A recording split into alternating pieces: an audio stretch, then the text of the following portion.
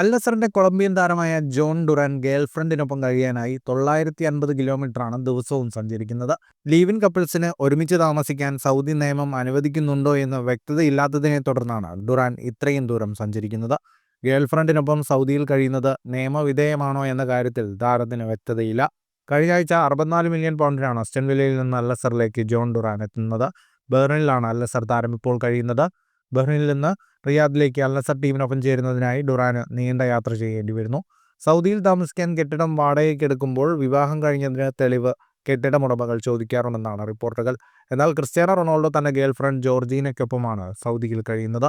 മുൻതാരങ്ങളായ Steven Gerard, Jordan Henderson എന്നിവർ Saudi pro ലീഗിന്റെ സമയം ബഹ്റൈനിലാണ് കഴിഞ്ഞിരുന്നത്. സബ്സ്റ്റിറ്റ്യൂട്ടായി അസ്റ്റൺ വില്ലയിൽ മികവ് കാണിച്ചിരുന്നെങ്കിലും താരത്തിന് സ്റ്റാർട്ടിംഗ് 11-ൽ അധികം ഇടം ലഭിച്ചിരുന്നില്ല. ഇതോടെയാണ് താരത്തിന്റെ കൂടുമാറ്റം. അസ്റ്റൺ വില്ലയ്ക്കായി 78 കളിയിൽ നിന്ന് 20 ഗോളുകൾ നേടിയ താരം ലീഗിൽ 7 കളികളിൽ മാത്രമാണ് സ്റ്റാർട്ട് ചെയ്തിരുന്നത്. ഫുട്ബോൾ ലോകത്തെ കൂടുതൽ വാർത്തകൾക്കും വിശേഷങ്ങൾക്കുമായി സ്പോർട്സ് കഫേ സബ്സ്ക്രൈബ് ചെയ്യുക.